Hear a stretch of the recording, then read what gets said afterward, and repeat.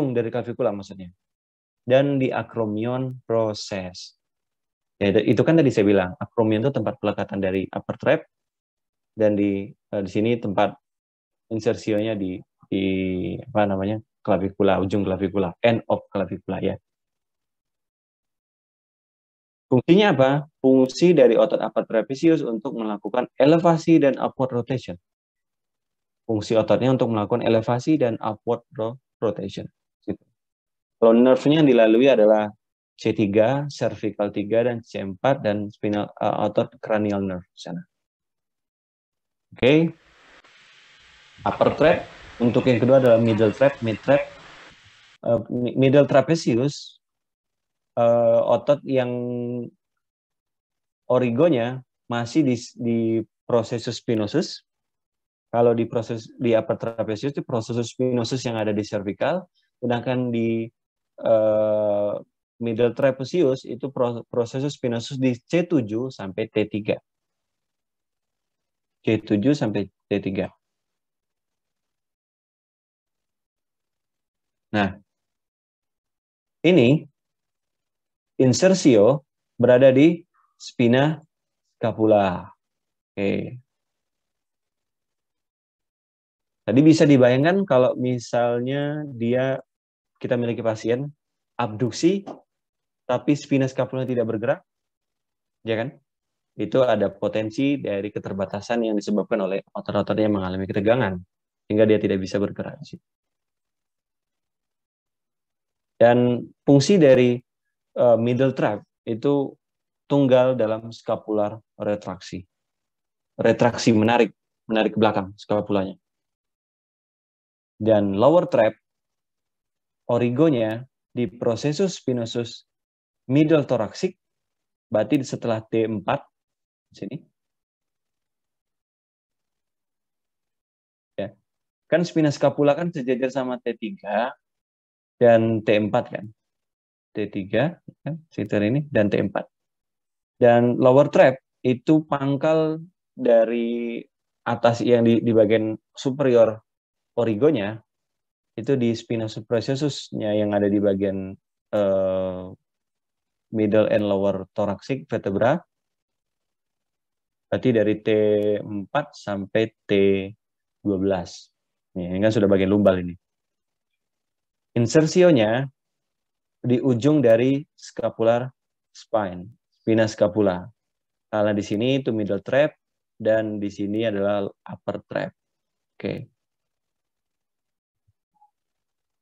Terlihatnya kan ini ya. Jadi kalau upper trap itu insersionya melekat pada clavicular, sedangkan middle trap dan lower trap itu melekat pada spina scapula. Jadi scapulanya, bebannya ada di situ. Untuk trapezius, jadi untuk catatan di trapezius, kawan-kawan semua ya. Catatan di trapezius, sebenarnya tiga otot tersebut bergerak secara simultan dan membantu retraksi dari skapula. Retraksi itu maksudnya bergerak ke arah belakang dan ke depan gitu. Cuman untuk premover dari retraksi skapula, retraksi itu hanya di middle trapezius, sedangkan yang lainnya aksesoris muscle. Maksudnya adalah ketika middle trapezius mengalami satu kelemahan atau ketegangan, maka beban tersebut berpindah kepada upper trap dan lower trap. Padahal lower trap dan upper trap itu sudah memiliki fungsi sendiri. Jadi kerjanya double. Itu.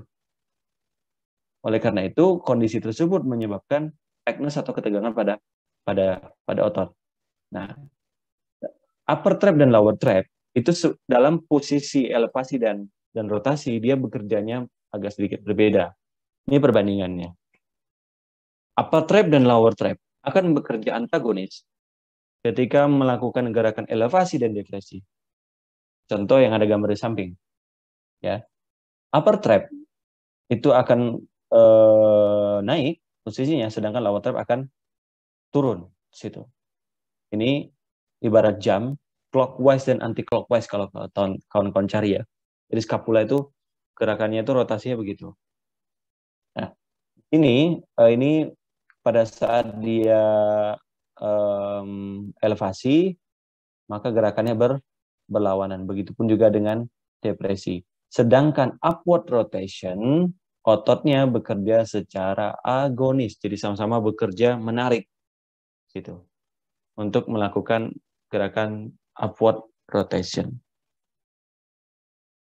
Oke, untuk pembahasan selanjutnya itu sebenarnya kurang lebih sama, hanya saya ulang saja, dan saya jump ke bagian kesimpulan yang dimaksud. Tadi kan baru di upper trap saja, sedangkan kalau kita hubungkan semuanya, retraksi, protraksi, elevasi, depresi, upward rotasi, dan downward rotasi, itu memiliki fungsi masing-masing dari kerja otot.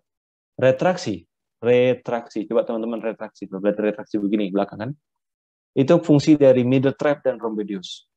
Protraksi, fungsi dari serratus anterior dan pectoralis minor di bagian depan, serratus anterior juga dari samping. Elevasi, itu upper trap dan levator scapula, levat, kan sama ini.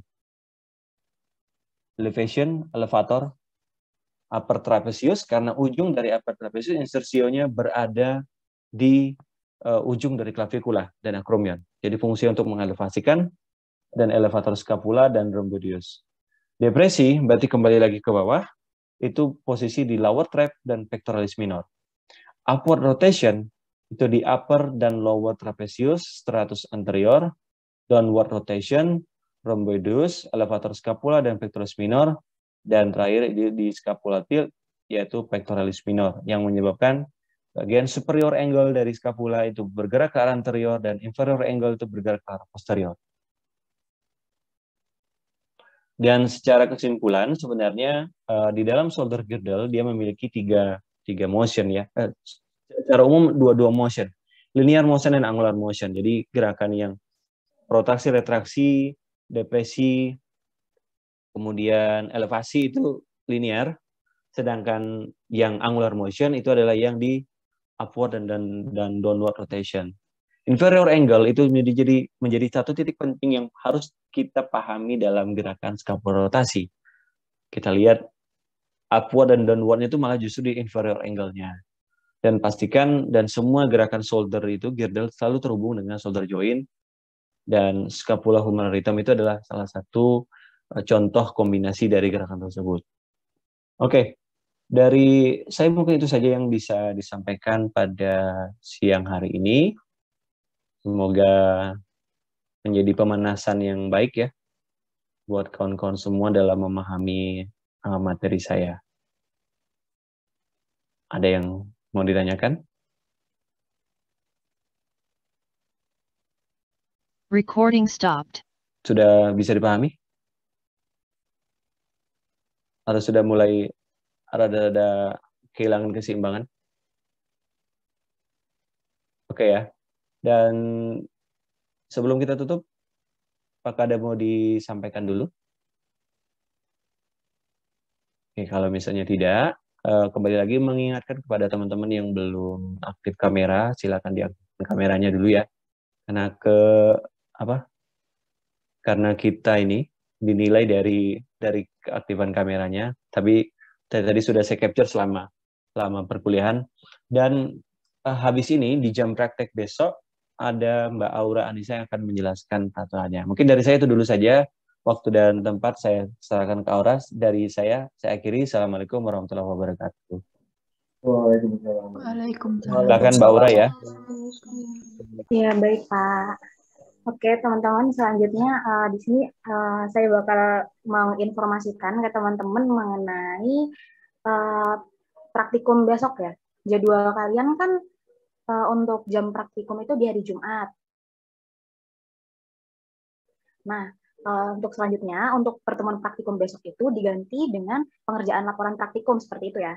Untuk modulnya sendiri udah diupload di folder di Open Learning, di folder 0 ada judulnya itu modul praktikum 2. Nanti pengerjaan lapraknya itu sesuai dengan format yang udah tersedia di modul ya teman-teman. Terus untuk deadline-nya sendiri, untuk laprak kali ini itu 2 hari ya. Jadi nanti deadline-nya itu di hari Minggu tanggal 14. Terus untuk fotonya, foto lapraknya boleh tetap pakai busana. Tapi yang perlu diperhatikan, kan di situ ada bagian laprak yang membahas mengenai otot-otot. Nanti teman-teman bisa diakalin aja, bisa dikasih arsiran atau apapun yang bisa menandakan bahwa itu adalah otot tersebut, seperti itu. Mungkin dari sini ada yang mau ditanyakan dulu sama teman-teman? Boleh open mic aja, silakan. Untuk absensinya apakah di hari Jumat aja, Mbak? Atau hari ini?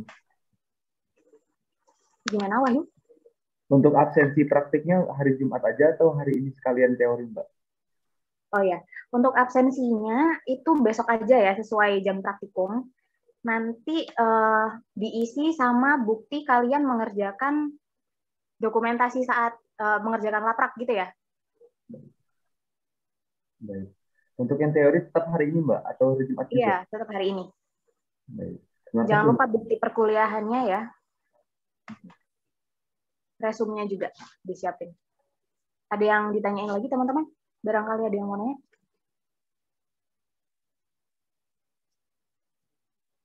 Oke, kalau nggak ada, barangkali nanti masih ada pertanyaan, silahkan bisa dititipkan ke Sipen biar disampaikan ke saya ya.